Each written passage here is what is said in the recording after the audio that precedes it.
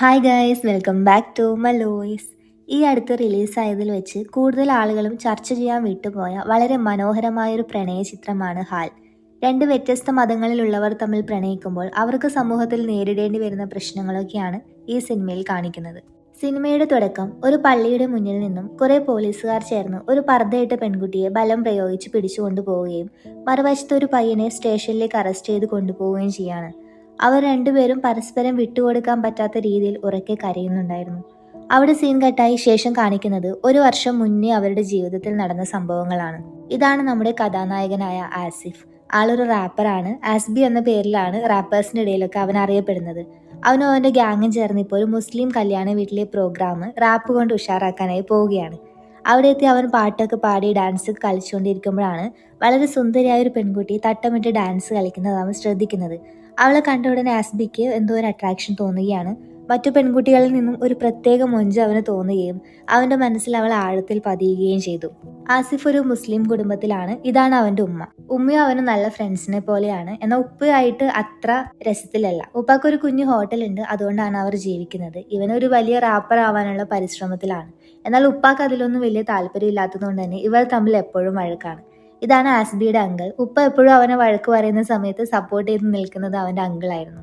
അവന്റെ ഉപ്പാക്ക് ഇപ്പൊ എങ്ങനെയെങ്കിലും അവനൊന്ന് ഗൾഫിലേക്ക് പറഞ്ഞയക്കണം. അതിൽ നിന്ന് അവനെ രക്ഷപ്പെടുത്താനായി അവന്റെ അങ്കിൾ അയാളുടെ സുഹൃത്തായ പോൾ വർഗീസ് എന്നൊരാള് ഒരു പഴയ റെക്കോർഡിംഗ് സ്റ്റുഡിയോ ഏറ്റെടുത്ത് നടത്താനായി ആളെ നോക്കുന്നുണ്ടായിരുന്നു.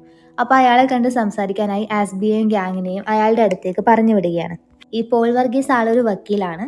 അവരെ കണ്ട് ആസ്ബി സംസാരിക്കുകയും അങ്ങനെ കാര്യങ്ങളൊക്കെ സെറ്റ് ചെയ്ത് അവരെല്ലാവരും നല്ല കൂട്ടാവുകയും ചെയ്തു. അങ്ങനെ പിറ്റേ ദിവസം ആസ്ബി ട്രാഫിക്കിൽ സിഗ്നൽ വെയിറ്റ് ചെയ്തുകൊണ്ട് നിൽക്കുന്ന സമയത്താണ് ഒരു സ്കൂൾ ബസ് അതിലേ വരുന്നത്. അതിലന്ന് ഡാൻസ് കളിച്ച പെൺകുട്ടി ഉണ്ടായിരുന്നു. അവൾ ആസ്ബിയെ കാണുകയും അവൾ കല്യാണ വീട്ടിൽ വെച്ച് അവൻ പാട്ട് പാടിയതും ഡാൻസ് കളിച്ച കാര്യങ്ങളൊക്കെ ഇങ്ങനെ ഓർക്കുന്നുണ്ട്. അവൾ അവനെ അന്ന് ശ്രദ്ധിച്ചിട്ടുണ്ടായിരുന്നു. അവൾ വളരെ സ്നേഹത്തോടെ അവൻ അങ്ങനെ നോക്കിക്കൊണ്ട് നിൽക്കുന്ന സമയത്താണ് ആസ്ബി അവളെ കാണുന്നത്. എന്നാൽ അതേ സമയത്ത് തന്നെ സ്കൂൾ ബസ് എടുക്കുകയും അവളെ കാണാനുള്ള ആക്രാന്തത്തിൽ അവൻ സിഗ്നൽ ഒന്നും നോക്കാതെ ബൈക്ക് എടുത്ത് ആ ബസ്സിനെ ഫോളോ ചെയ്തു പോവുകയാണ്. അവൻ അങ്ങനെ സ്കൂളിൽ എത്തിയെങ്കിലും അതേ സമയത്ത് തന്നെ പോലീസ് അവനെ ഫോളോ ചെയ്തെത്തിയിട്ടുണ്ടായിരുന്നു. പോലീസ് അവനോട് 2000 രൂപ ഫൈൻ ചോദിച്ചതും അവൻ 1 മിനിറ്റ് എന്ന് പറഞ്ഞ് ആ പെൺകുട്ടിയുടെ അടുത്തേക്ക് ഓടുകയാണ്. അവളെ കണ്ടതും നമ്മളന്ന് കല്യാണ വീട്ടിൽ വെച്ച് കണ്ട കാര്യം ഓർക്കുന്നുണ്ടോ എന്ന് ചോദിച്ചതും അവളും അവനും ഓർക്കുന്നുണ്ടെന്ന് മറുപടി പറയുകയാണ്. പോലീസ് പിടിച്ചു. തൽക്കാലത്തേക്ക് ഒരു 2000 രൂപ അവൻ അവളോട് കടം ചോദിക്കുകയാണ്. അവൾ അവളുടെ കയ്യിലുണ്ടായിരുന്ന ക്യാഷ് എടുത്ത് അവനൊരു മടിയും കൂടാതെ കൊടുക്കുന്നുണ്ട്. കൂടാതെ തിരിച്ച് ഗൂഗിൾ പേ ചെയ്യാനായി അവളുടെ പേരും ഫോൺ നമ്പറും കൂടി അവൻ ചോദിക്കുകയാണ്. മറിയ ഫെർണാണ്ടസ് എന്നാണ് അവളുടെ പേര്. ആളൊരു ക്രിസ്ത്യൻ കുടുംബത്തിലാണ്. അങ്ങനെ അവിടെ വെച്ച് അന്ന് അവർ ആദ്യമായി സംസാരിക്കുകയും അന്നത്തെ ദിവസം അവൻ ഒരുപാട് സന്തോഷിക്കുകയും ചെയ്തു. അവൻ പിന്നീട് അവളെ വീണ്ടും ഫോളോ ചെയ്തു പോവുകയും അവിടെ ഇവിടെയും വെച്ചൊക്കെ സംസാരിക്കുകയും അവർ നല്ല ഫ്രണ്ട്സായി മാറുകയും ചെയ്തു. അങ്ങനെ ഒരു ദിവസം അവർ രണ്ടുപേരും കൂടി പാർക്കിലിരിക്കുന്ന സമയത്താണ് കുറച്ച് പയ്യന്മാർ മറിയെ നോക്കി എന്തൊക്കെയോ മോശമായ ആക്ഷൻസ് ഒക്കെ കാണിക്കുന്നത്. അതുകണ്ട് ആസ്ബിക്ക് ദേഷ്യം വരികയും അവന്മാർക്കിട്ട് നല്ല അടി കൊടുക്കുകയും ചെയ്തു. എന്നാൽ അതുവഴി വന്ന പോലീസ് അത് കാണുകയും അവരെ എല്ലാവരും അറസ്റ്റ് ചെയ്ത് സ്റ്റേഷനിലേക്ക് കൊണ്ടുപോവുകയും ചെയ്തു. എന്നാൽ സ്റ്റേഷനിൽ വെച്ച് ആ പയ്യന്മാർ കളവ് പറയുകയാണ്. ആസ്ബിയും ആ പെൺകുട്ടിയും മോശമായ രീതിയിൽ എന്തൊക്കെയോ ചെയ്തപ്പോൾ നമ്മൾ ചോദ്യം ചെയ്തുകൊണ്ടാണ് നമ്മളെ അവൻ അടിച്ചത് എന്ന്.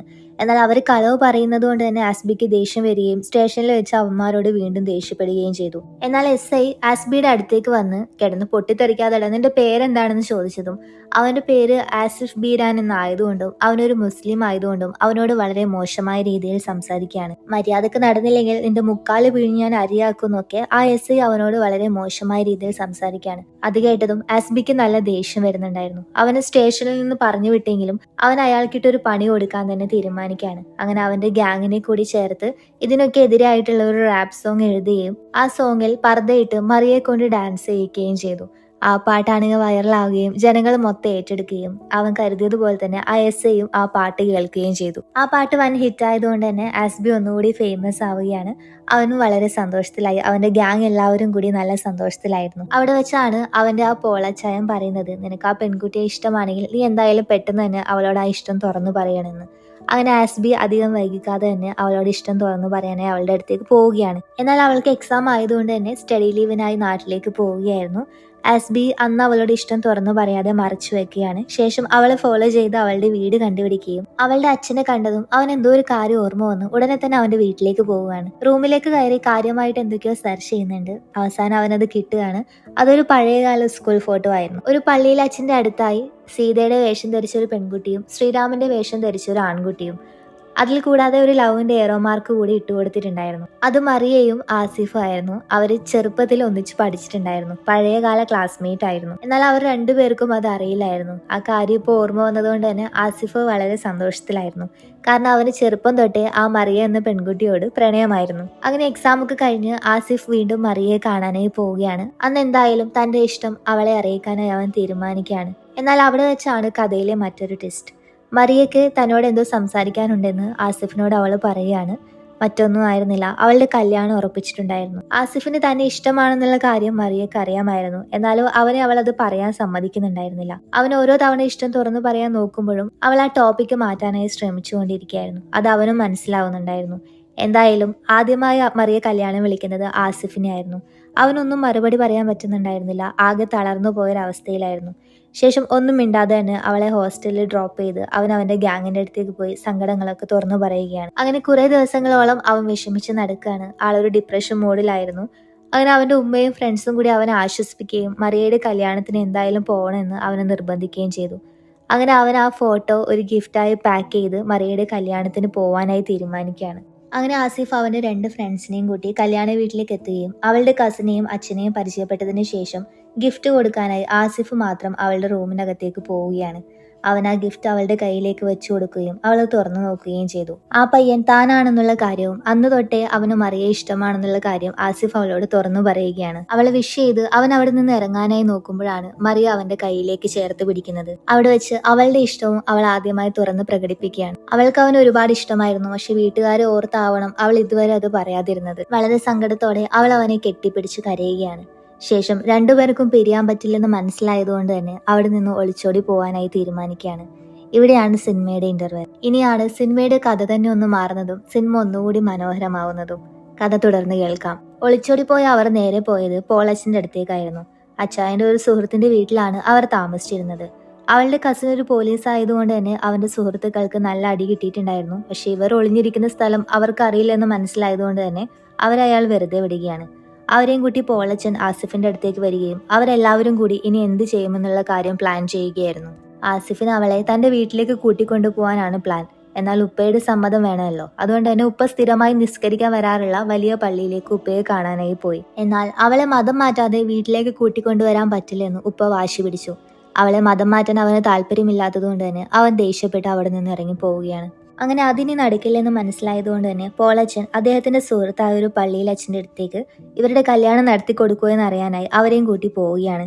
എന്നാൽ പയ്യൻ മുസ്ലിം ആണെന്ന് അറിഞ്ഞതുകൊണ്ട് തന്നെ അത്തരം വള്ളിയൊന്നും ഏറ്റെടുക്കാൻ താല്പര്യമില്ലാത്തതുകൊണ്ട് തന്നെ അയാൾ അതിൽ നിന്ന് ഒഴിഞ്ഞു മാറി. അങ്ങനെ അതും പാളിയപ്പോൾ അവർ അടുത്തതായി ആസിഫിന്റെ അങ്കിളിന്റെ അടുത്ത് സഹായം ചോദിക്കുകയാണ്. പെൺകുട്ടി മുസ്ലിം ആണെന്ന് കരുതി അങ്കിൾ ആദ്യം സമ്മതിക്കുകയും എന്നാൽ അവളുടെ കയ്യിലുണ്ടായിരുന്ന കുരിശ് കണ്ടപ്പോഴാണ് അവളൊരു ക്രിസ്ത്യൻ ആണെന്നുള്ള കാര്യം അയാൾക്ക് മനസ്സിലാവുന്നതും ഉടനെ തന്നെ അയാളും അവിടെ നിന്നും പോയി. ഇനി എന്ത് ചെയ്യണമെന്ന് അറിയാതെ അവരെല്ലാവരും കൂടി വണ്ടിയിൽ മുന്നോട്ട് പോയിക്കൊണ്ടിരിക്കുമ്പോഴാണ് ഉപ്പ എന്താണ് പറഞ്ഞത് എന്നുള്ള കാര്യം മറിയ ആസിഫിന്റെ അടുത്ത് ചോദിക്കുന്നത്. മതം മാറ്റാൻ പറഞ്ഞ കാര്യവും തനിക്ക് പറ്റില്ലെന്ന് പറഞ്ഞ കാര്യമൊക്കെ ആസിഫ് അവളോട് പറയുകയും അവൾക്ക് അവനോടുള്ള ഇഷ്ടം ഒന്നുകൂടി കൂടുകയും ചെയ്തു. അങ്ങനെ അവർ വീണ്ടും കുറെ ദൂരം മുന്നോട്ട് പോയി. എന്നാൽ ഒരു സ്ഥലത്ത് എത്തിയപ്പോൾ പോളച്ചൻ വണ്ടി നിർത്തുകയാണ്. കാരണം ഇനി ഇങ്ങനെ കുറെ ദൂരം മുന്നോട്ട് പോയിക്കൊണ്ട് കാര്യമില്ലല്ലോ, എന്തെങ്കിലും ഒരു പ്ലാൻ വേണ്ടേ.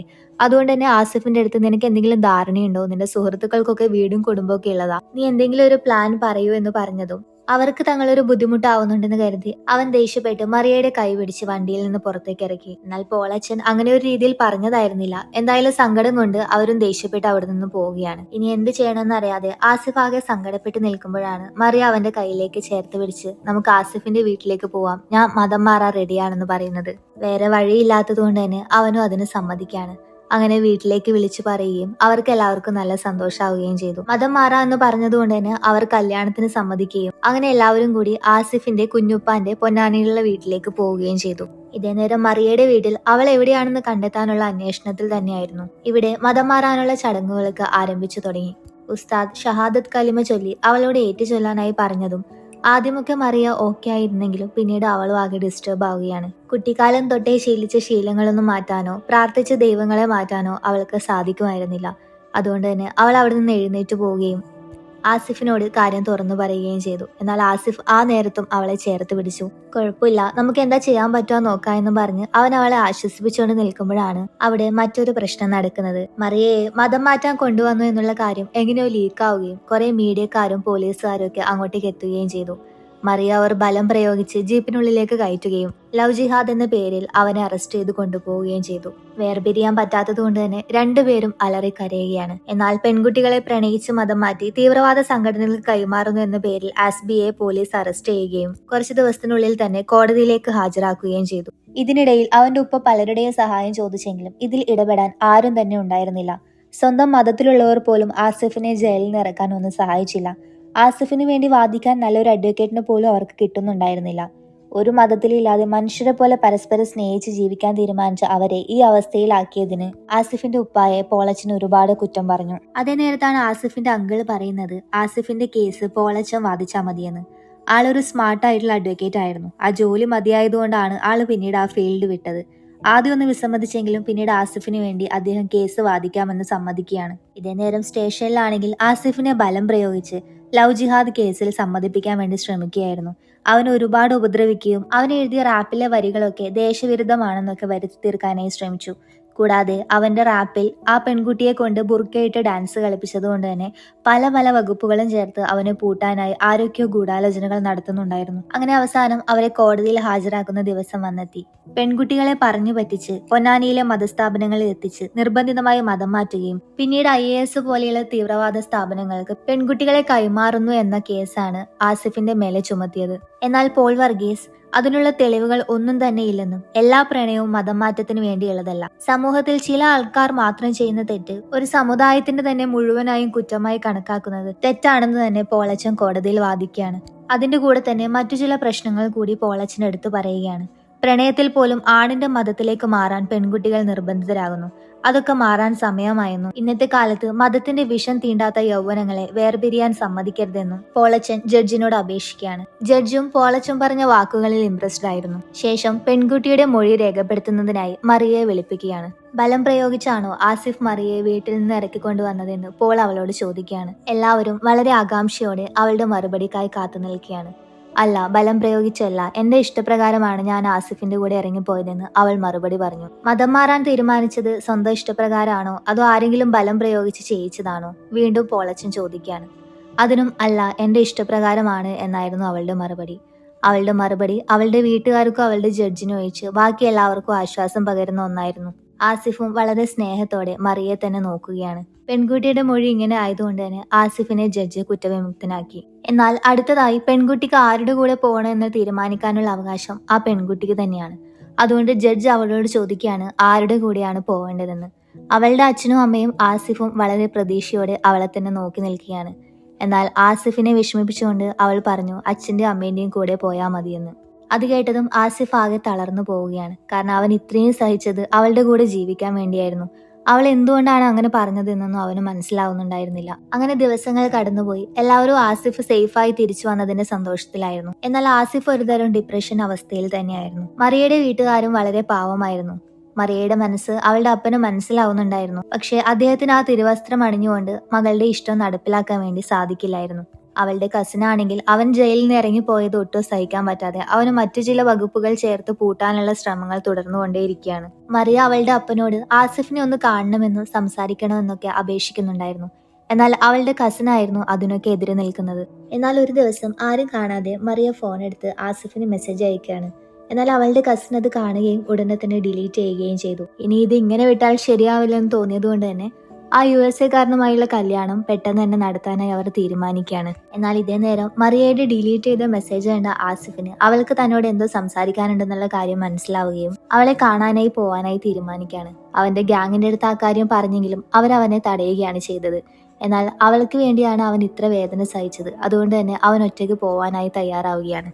അങ്ങനെ ബൈക്ക് എടുത്ത് അവൻ അവളെ കാണാനായി ഇറങ്ങുകയാണ്. കൂടാതെ താൻ വരുന്നു എന്നുള്ള കാര്യം അവളെ മെസ്സേജ് അയച്ച് അറിയിക്കുകയും ചെയ്യുന്നു. മറിയയുടെ വീട്ടുകാർ ഇതേ നേരം പള്ളിയിൽ മിന്നുകെട്ടിനുള്ള ഏർപ്പാടൊക്കെ ചെയ്തിട്ടുണ്ടായിരുന്നു. ആസിഫ് എങ്ങാനും വന്നു കഴിഞ്ഞാൽ അവനെ തല്ലി ഓടിക്കുന്നതിനായി കുറെ സംഖ്യകളെയും അവളുടെ കസിൻ കാവലിനായി വെക്കുകയാണ്. എന്നാൽ ആസിഫ് പോയ കാര്യം അറിഞ്ഞ അവന്റെ ഗ്യാങ് അവൻ ഒറ്റയ്ക്ക് വിട്ടാൽ അവനെ അവരെന്തെങ്കിലും ചെയ്യുമോ എന്നുള്ള ഭയം കൊണ്ട് തന്നെ അവരെല്ലാവരും വണ്ടിയെടുത്ത് ആ കല്യാണം നടക്കുന്ന പള്ളിയിലേക്ക് പോവുകയാണ്. അവര് മാത്രമല്ല, അവന്റെ അങ്കിളും കുറച്ച് പാർട്ടിക്കാരെ കൂട്ടി അവരെങ്ങാനും ഇനി അവനെ മതം മാറ്റിയാലോ എന്ന് കരുതി അവരും അവിടേക്ക് പോവുകയായിരുന്നു. അങ്ങനെ എല്ലാവരും ആ കല്യാണം നടക്കുന്ന പള്ളിയിലേക്ക് എത്തി. എന്നാൽ ആസിഫ് മാത്രം അവിടെ എത്തിയിട്ടുണ്ടായിരുന്നില്ല. അവിടെ കല്യാണ ഒരുക്കങ്ങളൊക്കെ പൂർത്തിയായി മറിയയെയും കല്യാണ പെണ്ണായി ഒരുക്കി പള്ളിയിലേക്ക് എത്തിച്ചിരുന്നു. എല്ലാവരും കല്യാണ ചെക്കിനെ പ്രതീക്ഷിച്ചിരിക്കുന്ന സമയത്താണ് അങ്ങോട്ടേക്ക് ഒരു കാറ് വരുന്നത്.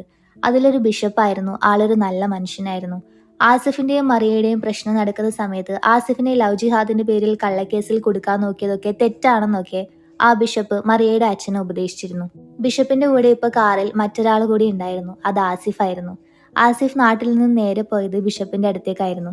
അയാളെ കണ്ട് കരഞ്ഞ് കാല് പിടിച്ച് എങ്ങനെയെങ്കിലും മറിയോട് സംസാരിക്കാനുള്ള ഒരു സാഹചര്യം ഉണ്ടാക്കി തരണമെന്ന് അപേക്ഷിച്ചു. അവന്റെ കരച്ചിൽ കണ്ടതുകൊണ്ട് തന്നെ ബിഷപ്പിന് അവനെ സഹായിക്കാതിരിക്കാനായി കഴിഞ്ഞില്ല.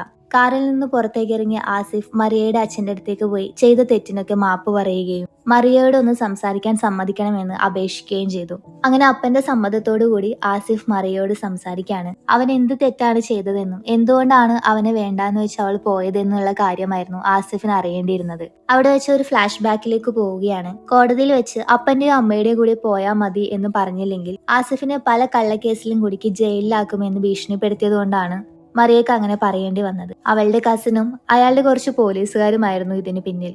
താൻ കാരണം ആസിഫ് ജയിലിൽ കിടക്കുന്നത് കാണാൻ അവൾക്ക് സാധിക്കില്ലായിരുന്നു. അത് മനസ്സിലാക്കിയ ആസിഫ് വളരെ സന്തോഷത്തോടു കൂടി അവളുടെ അപ്പന്റെ അടുത്തേക്ക് പോയി എന്റെ പേരാണ് നിങ്ങളുടെ പ്രശ്നമെങ്കിൽ മറിയയെ കല്യാണം കഴിക്കുന്നതിനായി മതം മാറാൻ വരെ ഞാൻ തയ്യാറാണെന്ന് പറയുകയാണ്. എന്നാൽ പോളച്ചൻ ഇടപെടുകയും പരസ്പരം ജീവനതുല്യ സ്നേഹിക്കുന്ന അവരെ ജീവിക്കാൻ സമ്മതിച്ചൂടെ എന്നും ഈ മതഭ്രാന്തൊക്കെ നമുക്ക് മാറ്റിക്കൂടെ എന്ന് എല്ലാവരോടുമായി അപേക്ഷിക്കുകയാണ്. കൂടാതെ ആസിഫും അവളില്ലാതെ എനിക്ക് ജീവിക്കാൻ പറ്റാത്തത് കൊണ്ടാണെന്നും അപ്പച്ചൻ നോക്കിയതുപോലെ ഞാൻ അവളെ പൊന്നുപോലെ നോക്കിക്കോളാം എന്ന് വളരെ കരഞ്ഞുകൊണ്ട് മറിയയുടെ അച്ഛനോട് അപേക്ഷിക്കുകയാണ്.